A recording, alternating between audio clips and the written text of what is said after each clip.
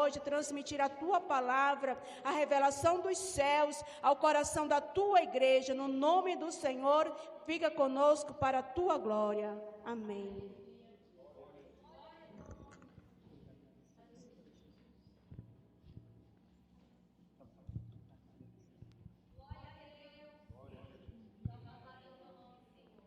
Meus irmãos, a paz do Senhor. De pé como já estamos, pegue a sua Bíblia comigo, pegue ela. Abra no primeiro livro, capítulo 2, livro do Gênesis, capítulo 2,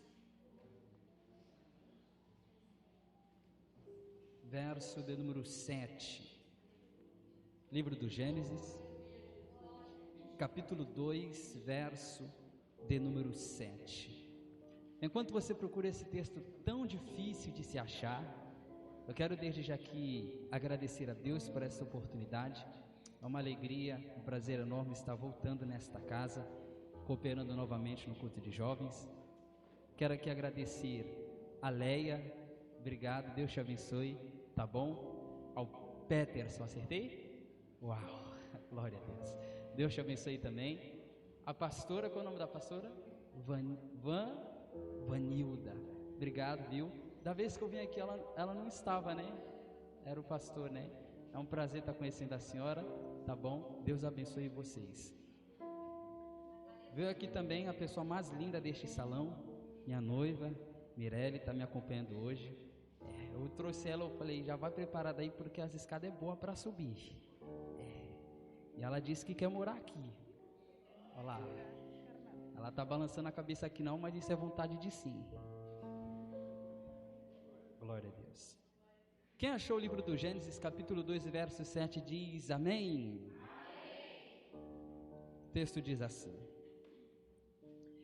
Então o Senhor formou o homem do pó da terra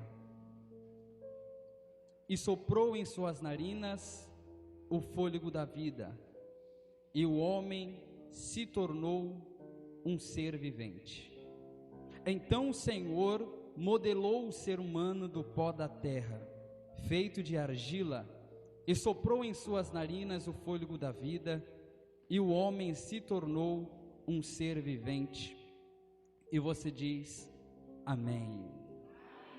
Você vai encontrar 3 jovens bem bonitos. Quantos jovens?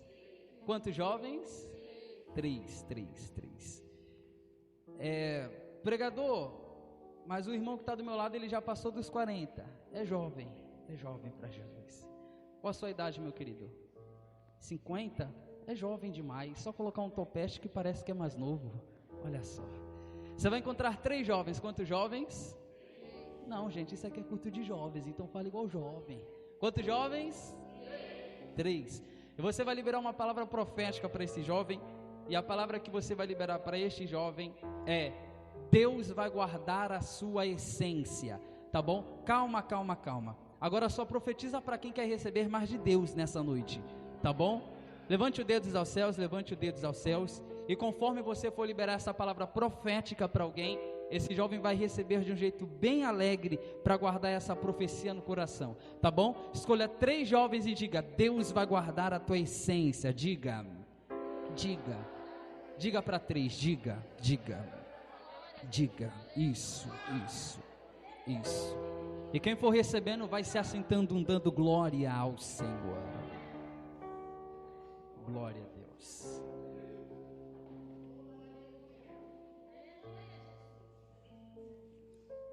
Queridos santos de Deus, eu vou ser bem breve essa noite, e eu só preciso de alguns minutos para entregar o que Deus me deu esta tarde. O tema da minha ministração essa noite é: Deus vai guardar a sua essência. Acabamos de ler um texto sagrado que se encontra no primeiro livro da Bíblia, livro do Gênesis. Lemos o capítulo 2 e o verso de número 7. Para que você entenda, o livro do Gênesis ele foi escrito por o hebreu Moisés, um dos patriarcas da Bíblia. O que me chama muita atenção é que Moisés, quando ele escreve este livro, Moisés ele tem a ordem de escrever este livro, mais 4 livros após estes. A história de Moisés ela começa no capítulo 2 do livro do Êxodo. E quando Moisés está escrevendo estes livros, Moisés ele está escrevendo de acordo com a sua língua do hebraico. Moisés então ele escreve por ordem direta de Deus. Livro do Gênesis e Bereshit, livro do Êxodo, Shemot, Levítico, Vaikra, Números e Bed-Midbar. E ele termina escrevendo o seu último livro, Deuteronômio, também conhecido como Devarim. O que me chama muita atenção é que todos vocês que chegaram aqui, a ideia que vocês têm a respeito do livro do Gênesis é que ele é o livro com o significado do início, da origem. É isso que aprendemos dentro das nossas igrejas, que o livro do Gênesis, ele simplesmente é o significado do início de todas as coisas.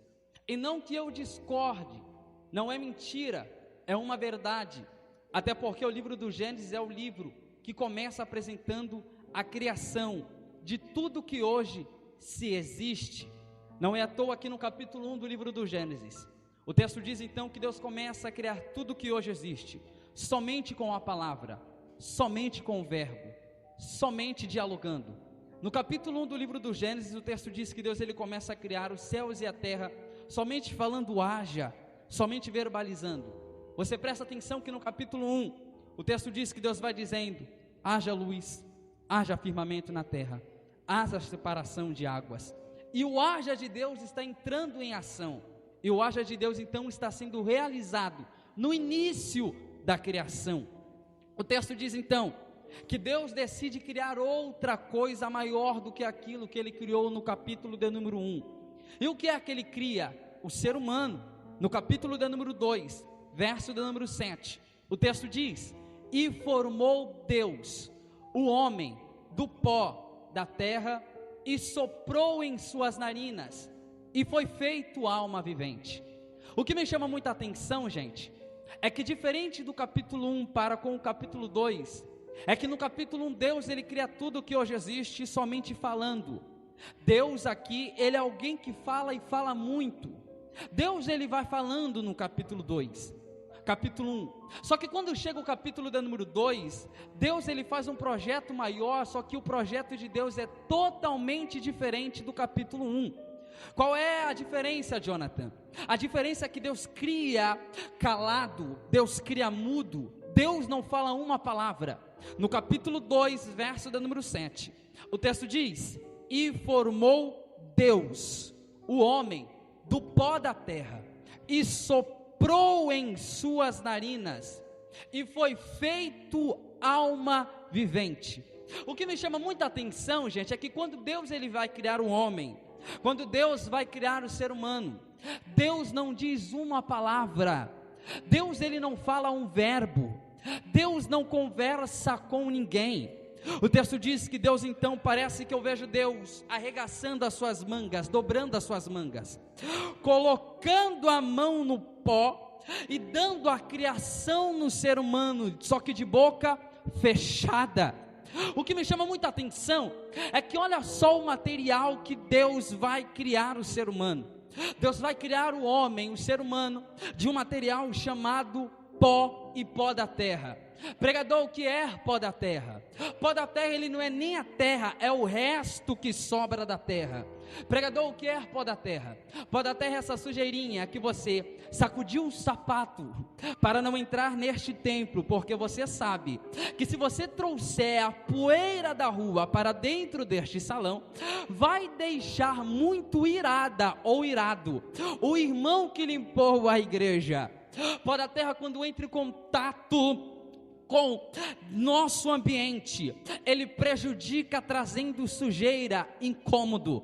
Pó da terra, quando entra em contato com o nosso pulmão, ele traz problemas respiratórios, prejudica a nossa saúde.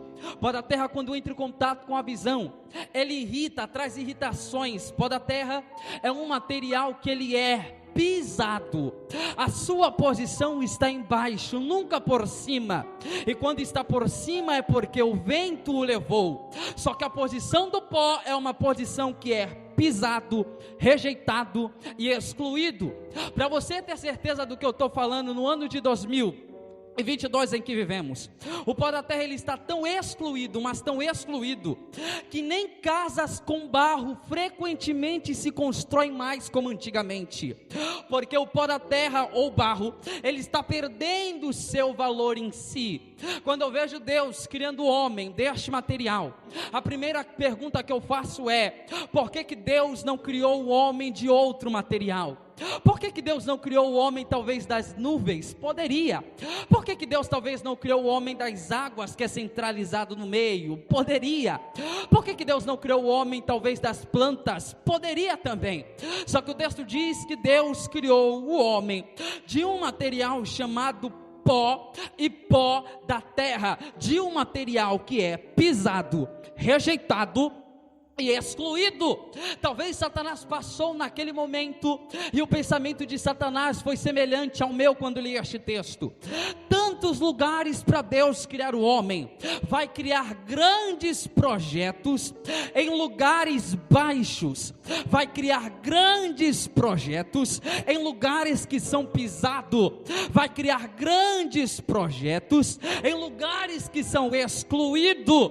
O que me chama muita atenção é que quando Satanás se levantou naquele momento para caçoar do projeto de Deus, para caçoar daquilo que Deus preparou, na mesma intensidade que Satanás se levantou para caçoar, é a mesma intensidade que a própria promessa edifica aquilo que Deus preparou. E pregador, aonde que está a edificação da promessa de Deus? Capítulo 2, verso de número 7, e formou Deus o homem. Gente, o que me chama muito a atenção é que o texto diz que e formou Deus. O texto não diz que Deus criou. Eu já vi pregadores dizendo que Deus criou o homem do pó da terra, e biblicamente falando isto, Leia, não é verdade. Capítulo 2, verso 7, e formou. Qual é a diferença, pregador? De criar e de formar. Criar é dar início a alguma coisa que não existe. Criar é dar origem a alguma coisa que não está feita. Criar é dar origem a alguma coisa que ainda não foi organizada. E formar, pregador, formar é dar forma a alguma coisa que já tem forma. Formar é simplesmente dar continuidade alguma coisa que já foi feito. A pergunta que eu faço é: por que Deus não criou o homem do pó, mas Deus formou o homem do pó? Sabe por quê? Porque no coração de Deus a promessa já estava criada, porque nos céus o homem já estava pré-desenhado, porque nos céus tudo já estava preparado, só que só foi ter formidade, continuidade em um material que é pisado, rejeitado e excluído. Pregador, me explica, era Deus olhando para Satanás e querendo dizer para ele: nem sempre proporção de baixo é evidência de fracasso. Aprenda uma coisa: proporção que é pisada, proporção que é rejeitada, proporção que é excluída, é evidência de continuidade, de formação. Pregador, me explica isso aqui. O problema da gente é que a gente acha que para a gente ter futuro, a gente precisa começar de cima. O problema da gente é que a gente acha que para a gente ser feliz, as coisas precisam estar por cima. Pregador, quando é que o sucesso do crente acontece? Não é quando tudo vai bem, não é quando tudo está por cima. Sabe quando é que o sucesso do crente vai certo? Sabe quando é que o sucesso do crente é realizado? Não é quando todo mundo bate na sua porta para te procurar, é justamente quando as pessoas te verem, mas muda de calçada para não te cumprimentar. Sabe quando é que a tua família tem crescimento? Não é simplesmente quando o sorriso está estampado nas fotos das redes sociais, é quando a crise acontece. Por quê, pregador? Porque que enquanto o diabo se levanta para dizer, está por baixo, enquanto o diabo se levanta para dizer, está excluído, enquanto o diabo se levanta para dizer, está em caos, Deus se levanta para dizer, eu estou dando formidade, continuidade.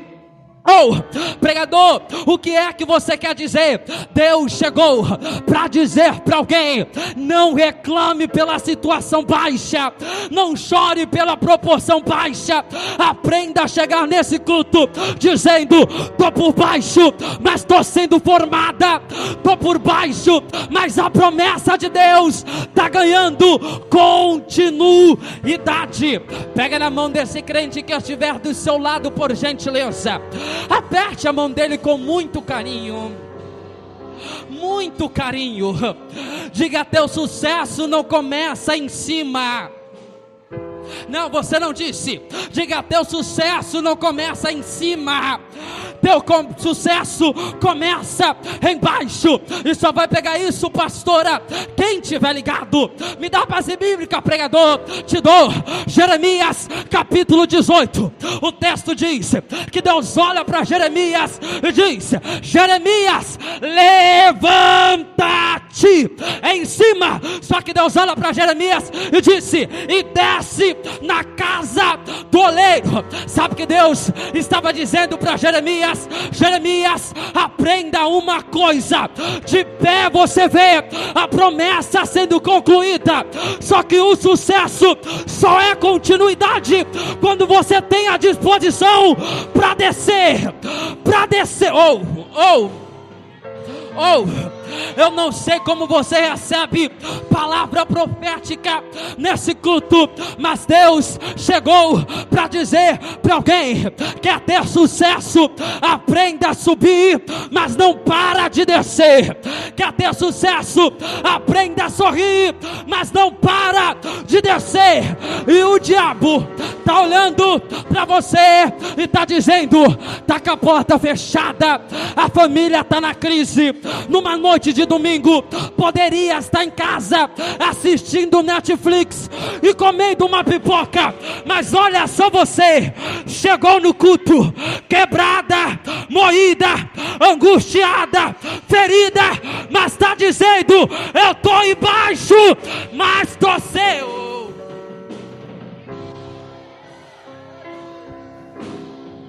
Pega na mão desse crente que estiver do seu lado, por gentileza. Aperte a mão dele com muito carinho. Diga: o sucesso é mantido embaixo. O sucesso é mantido com lágrimas. O sucesso é mantido com dor. Então é por isso que você não entende essa crise que você passa. Sabe como é receber a promessa em cima, mas manter ela embaixo? É você vir para o culto querendo sorrir, mas você chora por causa das dores.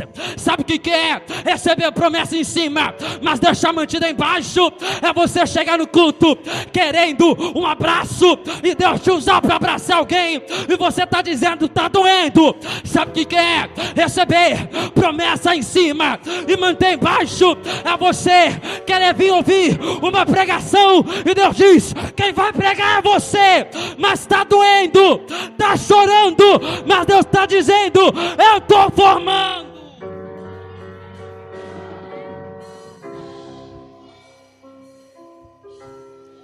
Olha para esse crente e diga: o sucesso ele é contínuo embaixo. Não, você não disse. Diga: o sucesso é mantido embaixo. Embaixo ninguém te vê. Embaixo ninguém curte tuas fotos. Embaixo ninguém te procura. Embaixo ninguém te compreende. Embaixo é só Deus que olha. Embaixo é só Deus que ouve. Embaixo é só Deus que entende. Embaixo o processo é você e Deus.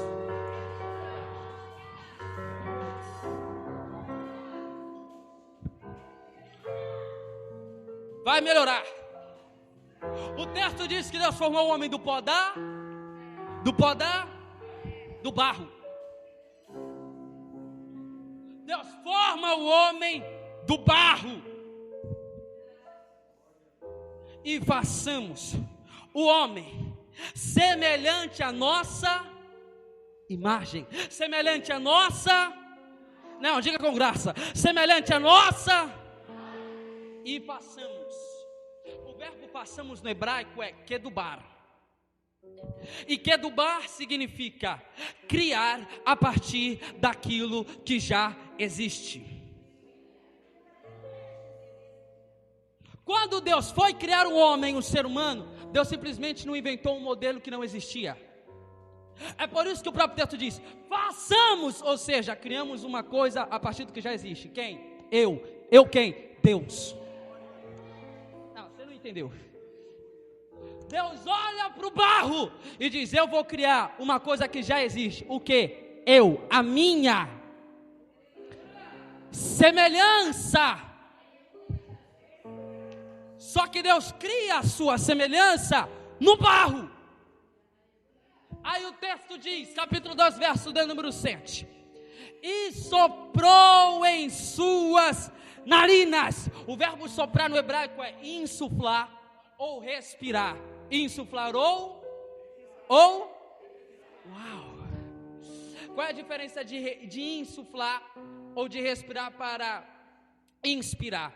Insuflar é tirar o ar que está do lado de dentro e passar para o lado de respirar. É isso, você tira o ar que está do lado de dentro e passa para o lado de fora. Diferente de inspirar. Inspirar é o que? Você pega o ar que está do lado de fora e coloca para. O texto diz que Deus soprou, ou seja, insuflou. Ele tirou o ar que estava de dentro dele e passou para dentro do homem. Pregador, o que é que faz o homem ser semelhante a Deus? Não é o barro, não é a matéria. Porque matéria qualquer um vê.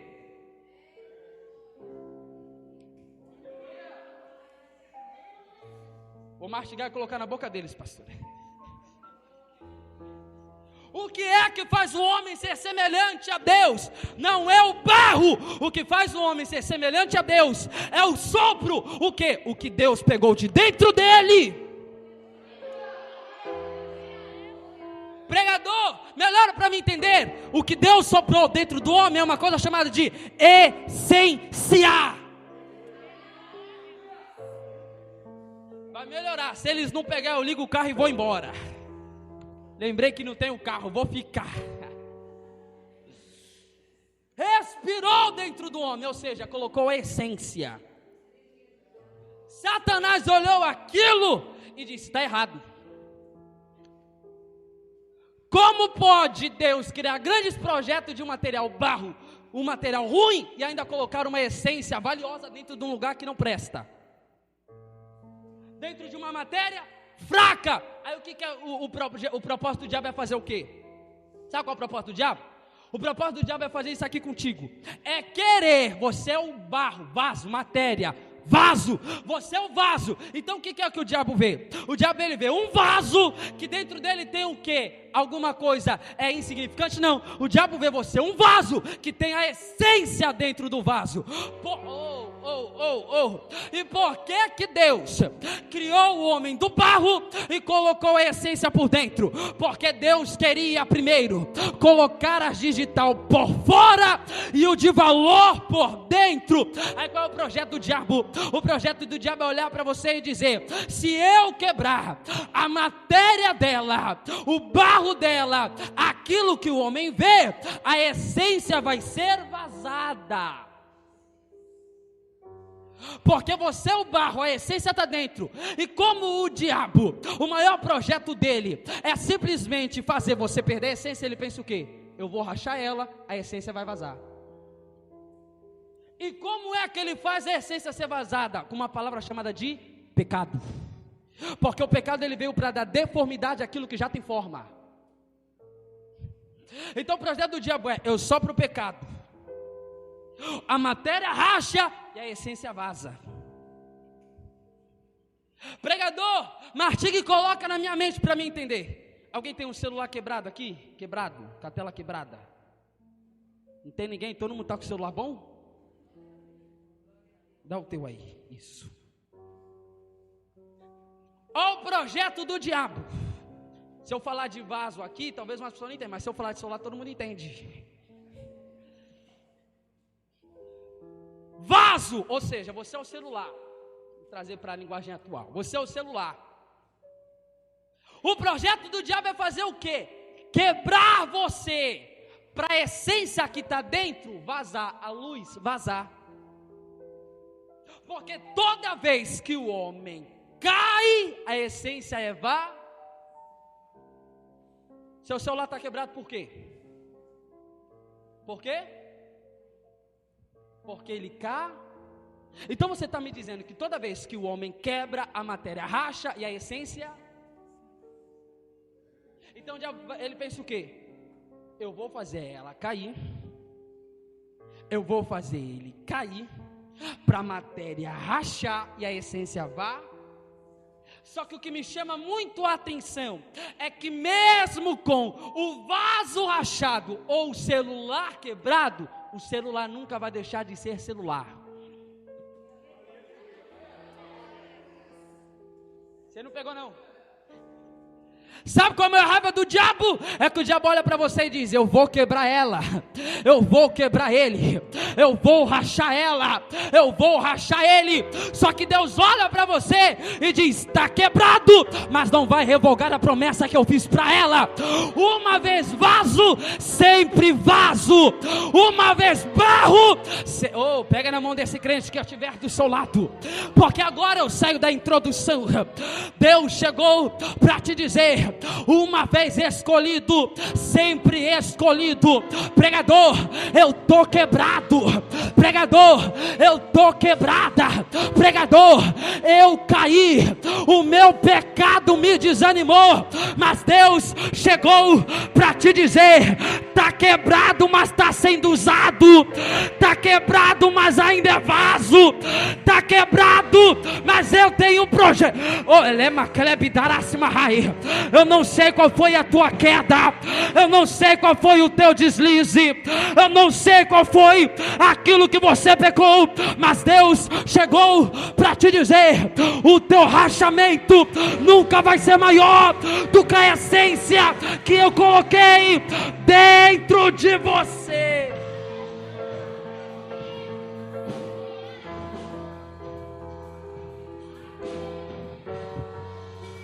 Aí o diabo olhou para você e disse: se eu quebrar, ela sai da igreja.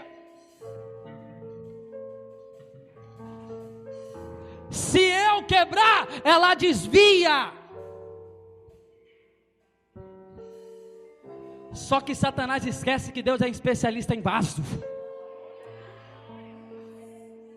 Você não pegou não, pega na mão desse crente que estiver do seu lado. Eu disse para apertar devagarinho, mas aperta com força. Diga: tu é jovem. Diga. Então recebe essa palavra, diga para ele, diga: recebe. Porque se tu não dá glória, diga: eu vou gritar no pé da tua orelha até tu acordar. Isso, diga para ele. Diga: Deus é especialista em vaso. Pregador, me dá base bíblica para isso. Te dou Jeremias capítulo 18, verso número 4. O texto diz que quando Jeremias chegou na olaria, verso de número 4, o vaso que o oleiro estava fazendo se quebrou na mão do oleiro. Só que o que me chama a atenção é que o oleiro não pega aquele vaso e não joga no lixo. O oleiro não pega aquele vaso e não deixa de canto, porque o oleiro da terra é assim: você só presta enquanto está inteiro, você só presta enquanto tem dinheiro, você só presta enquanto tem algo a oferecer, você só presta enquanto tem status para mostrar. Quando você quebra, ele te joga no lixo. Quando você quebra, ele quer separar. Quando você quebra, ele te expulsa da igreja. Quando você quebra, ninguém bate na sua porta. Só que o texto diz que o vaso se quebra e o oleiro joga o vaso fora. Porque Deus chegou para te dizer: eu não preciso de barro inteiro para usar.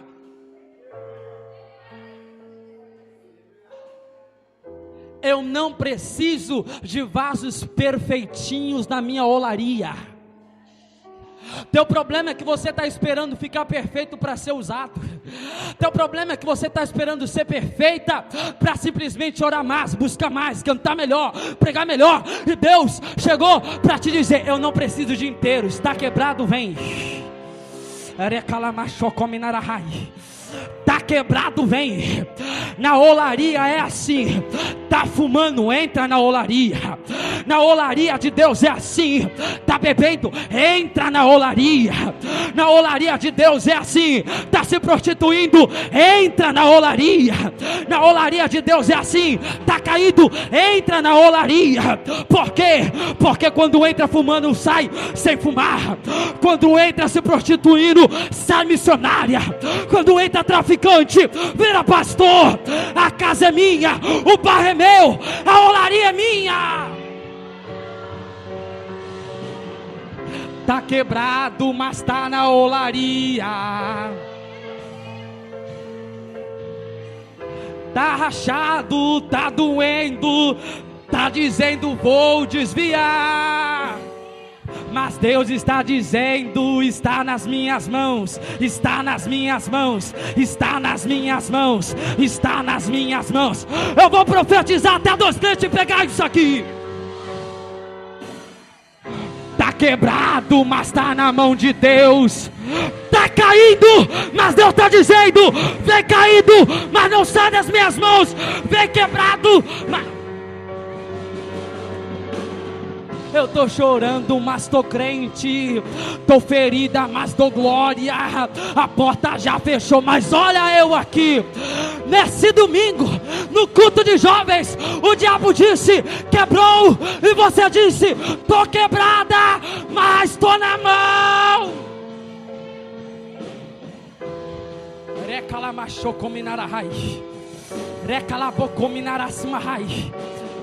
Eu não sei como tua família está. Eu não sei como a tua casa está. Eu não sei como o teu ministério se encontra. Talvez está rachado, mas Deus chegou para te dizer: mas não sai da minha mão. Eu não largo, eu não solto. O vaso é meu.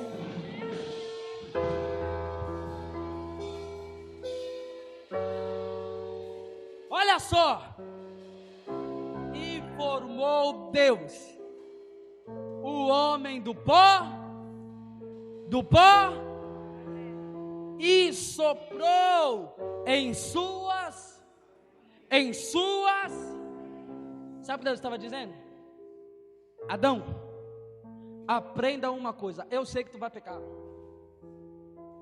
Eu sei que tu vai trocar o meu jardim por causa de uma árvore. Eu sei que o diabo vai chegar até a ti. E eu sei que a matéria vai ser rachada.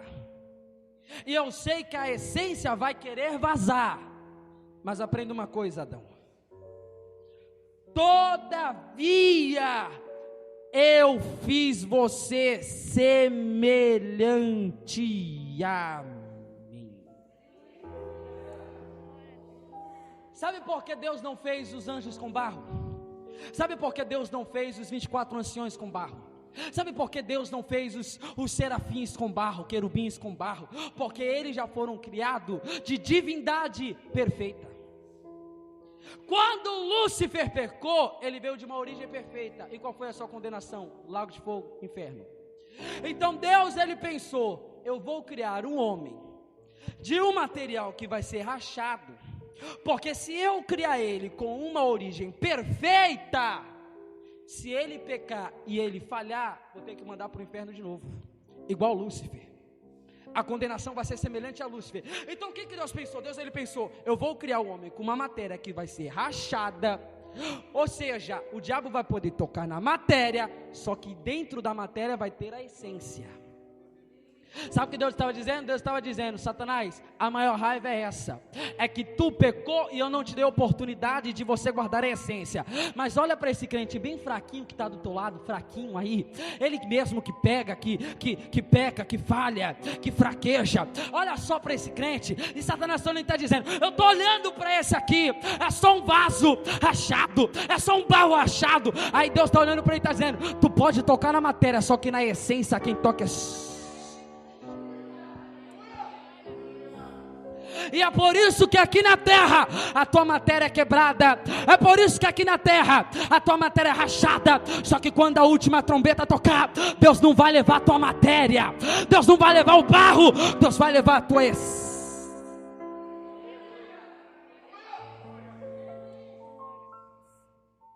Deus chegou para te dizer: talvez você é um barro quebrado ou rachado, mas nessa noite eu te trouxe aqui para te envolver na olaria. Pregador, e se quebrar? Deus faz novamente, mas a essência que está dentro não vai ser jogada fora.